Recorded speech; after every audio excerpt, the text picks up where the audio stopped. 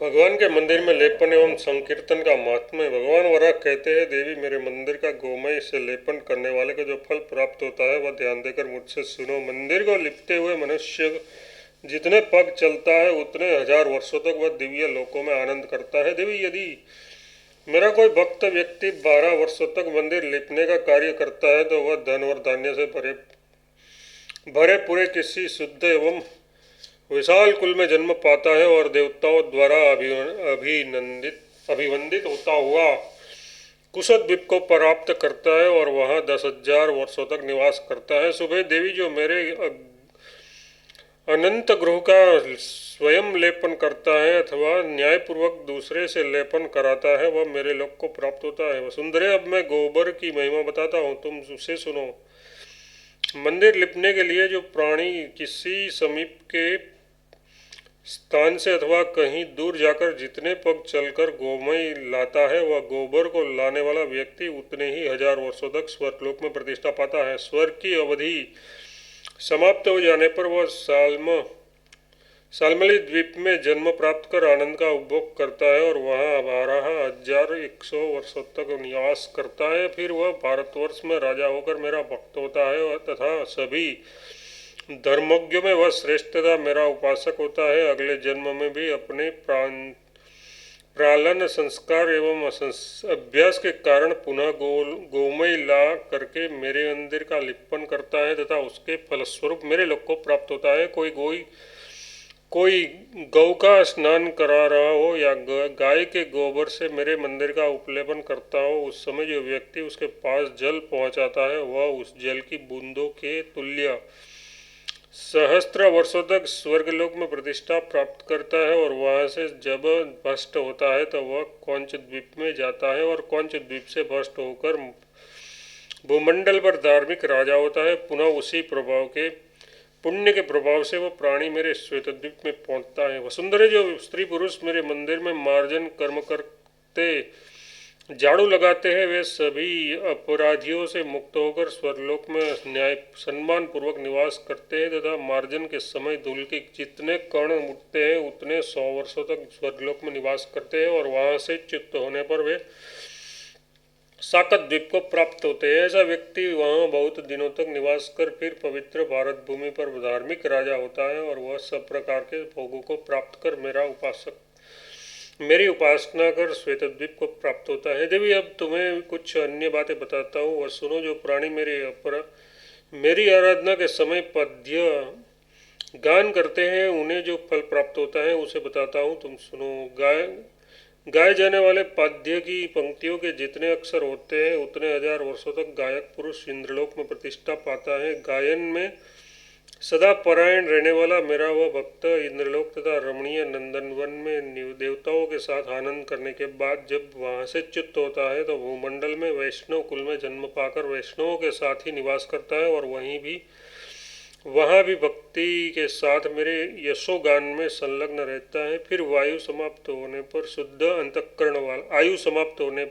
अंतःकरण वाला वह पुरुष मेरी कृपा से मेरे ही लोक में चला जाता है। पृथ्वी देवी बोले, हो भक्ति संगीत का कैसा विस्मयकारी प्रभाव है, अतः अब मैं सुनना चाहती हूँ कि इस गायन के प्रभाव से कितने पुरुष सिद्धि प्राप्त कर चुके हैं। भगवान वराह कहते हैं, देवी, वराह क्षेत्र में मेरे मंदिर के पास एक चांडाल रहता था जो मेरी भक्ति में तत्पर रहकर सारी रात जागकर मेरा यशगान गाता रहता था। कभी वह सुदूर अन्य प्रदेश तक भ्रमण करते हुए मेरा भक्ति संगीत गाता रहता। इस प्रकार उसने बहुत से संवत्सर व्यतीत कर दिए। एक समय की बात है, कार्तिक मास के शुक्ल पक्ष की द्वादशी की रात में जब सभी लोग सो गए थे उसने वीणा उठाई और भक्ति गीत गाते हुए भ्रमण करना प्रारंभ किया। इसी बीच उसे एक ब्रह्म राक्षस ने पकड़ लिया। चंडाल बेचारा निर्बल था और ब्रह्म राक्षस अत्यंत बली, अतः वह अपने को उससे छुड़ा न सका और दुख एवं शोक से व्याकुल होकर वह निश्चय सा हो गया। फिर उस ब्रह्म राक्षस से कहने लगा, अरे मुझसे तुम्हारा क्या अभिष्ट सिद्ध होने वाला है जो तुम इस प्रकार मुझ पर चढ़ बैठे हो। उसकी वह बात सुनकर मनुष्यों के मांस के लोभी ब्रह्म राक्षस ने चांडाल से कहा, आज 10 रात्रों से मुझे कोई भोजन नहीं मिला है। ब्रह्मा ने मेरे भोजन के लिए ही तुम्हें यहाँ भेज दिया है। आज मैं मज्जा मांस और रक्तों से भरे भरे भरे पूरे तेरे शरीर का भक्षण करूँगा। इससे मेरी तृप्ति हो जाएगी। वसुंधरे चंडाल मेरे गुणगान के लिए लालायित था। उस व्यक्ति ने ब्रह्मराक्षस से प्रार्थना की, महाभाग मैं तुम्हारी बात मानता हूँ। ब्रह्मा ने तुम्हारे खाने के लिए ही मुझे भेजा है, परंतु परम प्रभु की भक्ति से संपन्न होकर इस जागरण में मैं देवादिदेव जगदीश्वर के पद्य गान के लिए समुत्सुक हूँ। अतः वन में अपने आवास स्थान के पास जाकर संगीत सुनाकर मैं लौट आऊँगा। तब तुम मुझे खा लेना, परंतु इस समय मुझे जाने दो, क्योंकि मेरे ये व्रत धारण कर रखा है कि आधी रात में भगवान श्री हरि को प्रसन्न करने के लिए भक्ति संगीत सुनाया करूँगा। व्रत पूरा होने पर तुम मुझे खा लेना। इस पर श्रुतार्थ ब्रह्म राक्षस कठोर शब्द में बोला, अरे मूर्ख, क्यों ऐसी झूठी बात बताता है? तू कहता है कि तुम्हारे पास फिर मैं आऊँगा। भला ऐसा कौन मनुष्य है जो मृत्यु के मुख में पहुंचकर फिर जीवित लौट जाए? तुम ब्रह्म राक्षस के मुख में पढ़कर भी फिर जाने की इच्छा करते हो। चंडाल बोला, ब्रह्म राक्षस, मैं यद्यपि पहले के निंदित कर्मों के प्रभाव से इस समय चंडाल बना हूँ, किंतु मेरे अंतःकरण में धर्म स्थित है। तुम मेरी प्रतिज्ञा सुनो, मैं धर्मानुसार पुनः निश्चित कर आऊँगा। ब्रह्म राक्षस, अपने जागरण व्रत को पूरा कर मैं लौटकर यहाँ अवश्य आऊँगा। देखो, संपूर्ण जगत सत्य के आधार पर ही टिका है, अन्य सब लोग भी सत्य पर ही आदृत है। ब्रह्मवादी ऋषियों ने सत्य के द्वारा ही सिद्धि प्राप्त की थी। कन्या सत्य प्रतिज्ञा पूर्वक ही दान की जाती है। ब्रह्मलोक भी सदा सत्य ही बोलते हैं। राजा लोग सत्य भाषण करने के प्रभाव से ही तीनों लोक पर विजय प्राप्त करते हैं। स्वर्ग और मोक्ष की प्राप्ति भी सत्य के प्रभाव से ही सुलभ होती है। सूर्य भी सत्य के प्रताप से ही तपता है और चंद्रमा भी सत्य के ही प्रभाव से ही जगत को रंजित आनंदित करते हैं। मैं सत्यता पूर्वक प्रतिज्ञा करता हूँ कि यदि मैं लौटकर तुम्हारे पास फिर न आऊँगा तो षष्ठी अष्टमी अमावस्या दोनों पक्ष की चतुर्दशी इन तिथियों में जो स्नान तक नहीं करता, उनकी जो दुर्गति होती है वह गति मुझे प्राप्त हो। जो व्यक्ति अज्ञान तथा मोह में पड़कर गुरु और राजा की पत्नी के साथ गमन करता है, उसे जो गति मिलती है वह गति यदि मैं फिर न लौटूं तो मुझे प्राप्त हो। मिथ्या यज्ञ करने वाले पुरुष को तथा मिथ्या भाषण करने वाले लोगों को जो गति प्राप्त होती है, वही गति मैं पुनः न आ सकूं तो मुझे प्राप्त हो। ब्राह्मण का वध करने पर, मदिरापान, चोरी और व्रत भंग करने पर मनुष्य को जो गति प्राप्त होती है, यदि मैं पुनः न लौटूं तो वह मुझे प्राप्त हो। देवी इस समय चांडाल की बात सुनकर ब्रह्म राक्षस प्रसन्न हो गया था। वह मधुर वाणी में कहने लगा, अच्छा तुम जाओ, नमस्कार। इस प्रकार अपने निश्चय में अड़ग चंडाल ब्रह्म राक्षस से ऐसा कहकर मेरे संगीत में तल्लीन हो गया। उसके नाचते गाते संपूर्ण रात्रि बीत गई। प्रातःकाल होने पर जब वह ब्रह्म राक्षस के पास वापस चला तो इतने में कोई पुरुष उसके सामने आकर खड़ा हो गया और उसने उससे कहा, साधो, तुम इतनी शीघ्रता से कहाँ चले जा रहे हो? तुम्हें उस ब्रह्म राक्षस के पास कदापि नहीं जाना चाहिए। वह ब्रह्म राक्षस तो शव तक को खा जाता है, अतः तुम्हें वहाँ प्रत्यक्ष मृत्यु मुख में नहीं जाना चाहिए। ब्रह्म चंडाल ने कहा, पहले जब मुझे ब्रह्म राक्षस खाने को तैयार था तब मैंने उसके सामने प्रतिज्ञा की थी कि मैं वापस आऊँगा। सत्य का पालन करना परम आवश्यक है। इस पर उस पुरुष ने उसके हित की इच्छा से कहा, चांडाल, वहाँ मत जाओ, क्योंकि जीवन की रक्षा के लिए सत्य त्याग का दोष नहीं होता। किंतु चंडाल अपने व्रत में अटल था। अतः वह मधुर वाणी में बोला, मित्र, तुम जो कह रहे हो वह मुझे अभिष्ट नहीं है। मुझसे सत्य का त्याग नहीं हो सकता, क्योंकि मेरा व्रत अचल है। जगत की जड़ सत्य है और सत्य पर ही ये सारा संसार टिका है। सत्य ही परम धर्म है। परमात्मा भी सत्य पर ही प्रतिष्ठित है। अतः मैं किसी प्रकार भी असत्य का आचरण नहीं करूँगा। इस प्रकार कहकर वह चंडाल ब्रह्म राक्षस के पास चला गया और उसका सम्मान करते हुए बोला, महाभाग, मैं आ गया हूँ। अब मुझे भक्षण करने में तुम विलम्ब न करो। तुम्हारी कृपा से अब मैं भगवान विष्णु के उत्तम स्थान को जाऊँगा। अब तुम अपनी इच्छा के अनुसार मेरे शरीर के इन अंगों को खा सकते हो। अब वह ब्रह्म राक्षस मधुर वाणी में कहने लगा, साधु वत्स, साधु मैं तुमसे संतुष्ट हो गया, क्योंकि तुमने सत्य धर्म का भली भांति पालन किया है। चंडालों को प्रायः किसी धर्म का ज्ञान नहीं होता, परंतु तुम्हारी बुद्धि पवित्र है। भद्र, यदि तुम्हें जितने जीने की इच्छा है तो विष्णु मंदिर के पास जाकर गत रात में तुमने जो गान किया है उसका फल मुझे दे दो।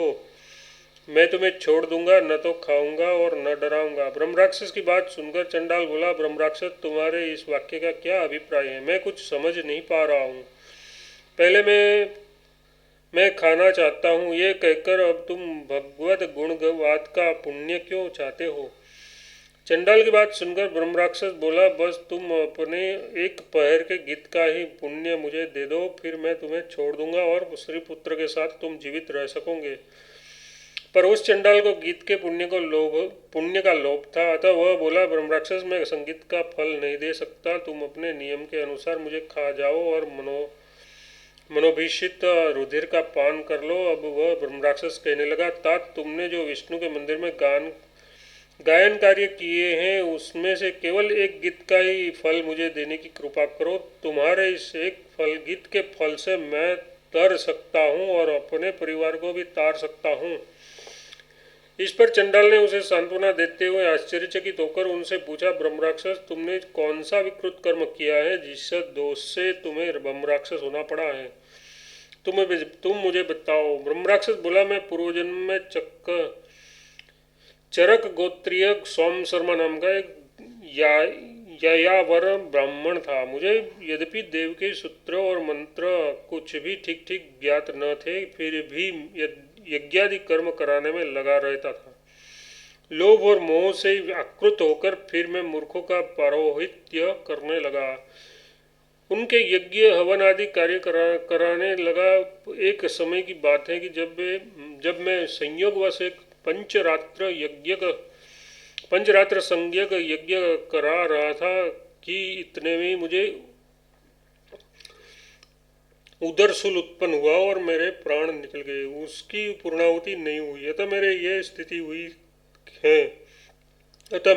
स्थिति हुई है। उस दूषित कर्म के प्रभाव से मैं ब्रह्म राक्षस हो गया।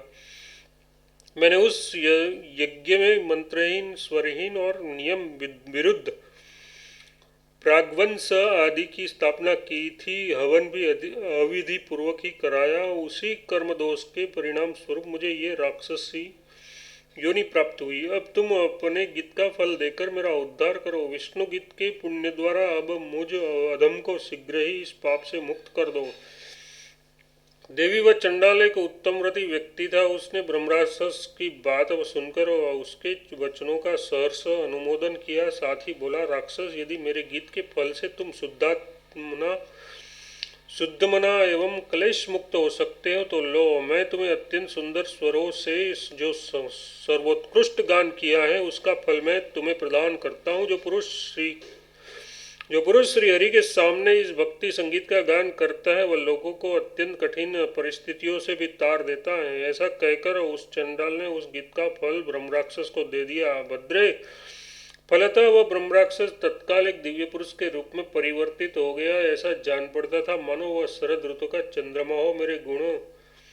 मेरे गुण युक्त गीतों का फल अनंत है। देवी, वह ये मैंने भक्ति संगीत के गान के श्रेष्ठ फल का वर्णन कर दिया। जिस गीत के एक शब्द के प्रभाव से मनुष्य संसार सागर से तर जाता है, अब जो वाद्य का फल होता है उसे बताता हूँ। उसकी सहायता से वशिष्ठ ने देवताओं से सबला गौ को प्राप्त किया था। संपा, जाप और ताल अथवा इनके संयोग प्रयोग से मनुष्य जो 9,900 वर्षों तक कुबेर के भवन में जाकर इच्छानुसार आनंद का उपभोग करता है, फिर वहाँ से अवकाश मिलने पर जाप और तालों से संपन्न होकर स्वतंत्रता पूर्वक मेरे लोक में पहुँच जाता है। अब जो मनुष्य मेरी आराधना के समय नृत्य करता है उसका पुण्य कहता हूँ, सुनो।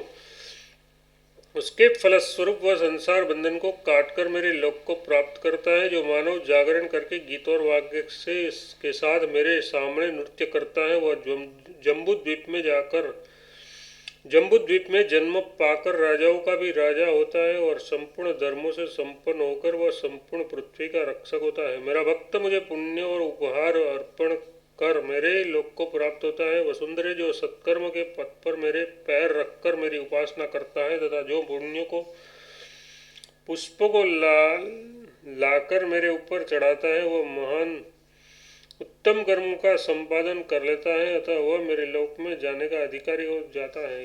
वसुंधरे जो मनुष्य प्रातःकाल उठकर इसका पाठ करता है वह अपने पूर्व की 10 तथा आगे होने वाली 10 पीढ़ियों को तार देता है। मूर्खों एवं निंदकों के सामने इसका प्रवचन नहीं करना चाहिए। ये धर्मों में परम धर्म और क्रियाओं में परम क्रिया है। शास्त्र की निंदा करने वाले व्यक्ति के सामने कभी नहीं इसका कथन नहीं करना चाहिए। जो मुझ में श्रद्धा रखते हैं तथा जिनमें मुक्ति की अभिलाषा है उसके सामने ही उसका पठन पाठ करना चाहिए। अध्याय 139 फिनिश।